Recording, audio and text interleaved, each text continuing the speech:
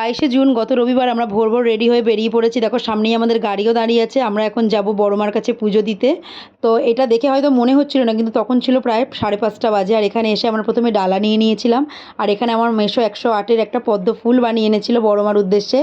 ভিড় অনেকটা থাকলেও আমরা কিন্তু খুব সহজে খুব তাড়াতাড়ি পুজো দিতে পেরেছিলাম।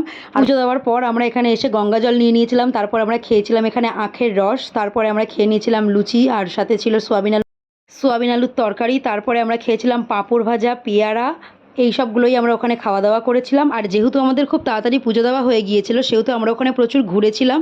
আর আমরা পরে গিয়ে আবার আরতিও দেখা সেই সৌভাগ্যও হয়েছিল আমাদের। সকাল 8টায় গিয়ে আমরা 3টের মধ্যে বাড়ি ফিরে এসেছিলাম। আর দিদা একদম গরম গরম রেডি করে রেখেছিল খিচুড়ি, পটল, আলু, বেগুন ভাজা, পাঁপড় ভাজা আর আম। এগুলো আমরা খেয়ে নিয়েছিলাম, নিয়ে একটা লম্বা টানা ঘুম দিয়েছিলাম। তারপর সন্ধ্যের সময় ঘুম থেকে উঠে চা টা খেয়ে খুব সুন্দর গল্প টল্প করে এই বাড়ি চলে যাচ্ছি। তো এখানে আমি ভিডিওটা শেষ করছি। কেমন লাগলো জানিয়ে, ভালো লাগলে প্লিজ একটু লাইক আর সাবস্ক্রাইব করো।